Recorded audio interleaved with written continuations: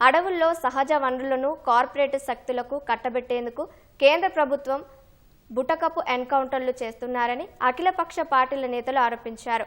Operation కగ్గా నిలిపివేయాలని, ఎన్కౌంటర్లపై న్యాయ విచారణ జరిపించాలంటూ Hyderabad tank bund Ambedkar విగ్రహం వద్ద పలు పార్టీల నేతలు, మేధావులు నిరసన చేపట్టారు. రాజ్యాంగాన్ని పక్కనబెట్టి ప్రజాస్వామ్య స్ఫూర్తిని దెబ్బతీస్తూ ఆదివాసీ ప్రాంతాల్లో హత్యాకాండను కొనసాగిస్తున్నారని నేతలు మండిపడ్డారు. మితిమీరిన అధికారం చెలాయిస్తున్న కేంద్ర ప్రభుత్వ తీరుపై సుప్రీంకోర్టు స్పందించాలని నేతలు డిమాండ్ చేశారు.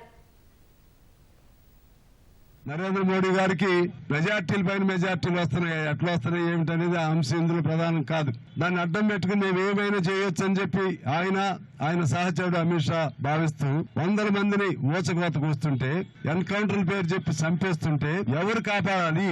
అది ప్రభుత్వ పక్షం గాని మరో పక్షం గాని దురాగతాలు, రాజ్యాంగానికి విఘాతం కలిగించే పద్ధతిలో దురాగతాలకు పాల్పడ్డప్పుడు సుప్రీంకోర్టు మౌనదారి పాత్ర వహించకూడదని మేము కోరుతా ఉన్నాం. ఎన్కౌంటర్ల మీద న్యాయ విచారణ జరిపించాలని చెప్పి డిమాండ్ చేస్తా ఉన్నాం.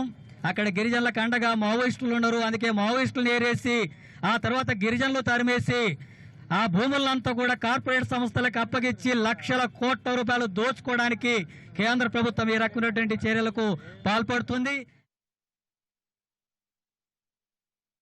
భారత రాజ్యాంగము చంపే అధికారాన్ని ఎవరికి కూడా ఇవ్వలేదు.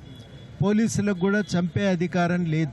కార్పొరేట్ రంగానికి ఏమో మితిమీరిన లాభాన్ని చేకూర్చడానికి ప్రభుత్వం తన అధికారాన్ని దుర్వినియోగం చేస్తూ, అదే ప్రభుత్వం దాన్ని ప్రశ్నించినటువంటి వాళ్ళపై దాడులకు దిగుతున్నది.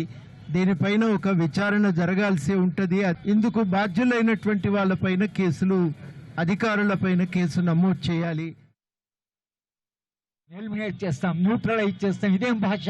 ఆ చంపే అధికారం రాజ్యానికి లేదు. ఇవాళ బస్తల్లో ఫలానా ముహూర్తం వరకు మొత్తంగా మేము ఎలిమినేట్ చేస్తాం అంటున్నారు. ఎందుకు? ఛత్తీస్గఢ్ ముఖ్యమంత్రి గారు ఒక ఇంటర్వ్యూస్ స్పష్టంగా చెప్పింది, అక్కడ ఉండే ఖనిజ వనరులని మేము కార్పొరేట్లకు అప్పచెప్పాలి, అందుకనే మేము వీళ్ళని ఎలిమినేట్ చేస్తాం. లక్షలాది వేల సంవత్సరాలుగా అక్కడ నివసిస్తున్న ఆదివాసీల కాళ్ళ కింద ఉన్న సంపద ఎవరు కాపాడారు? అడవి ఎవరిది అనే ప్రశ్నలు వస్తాయి.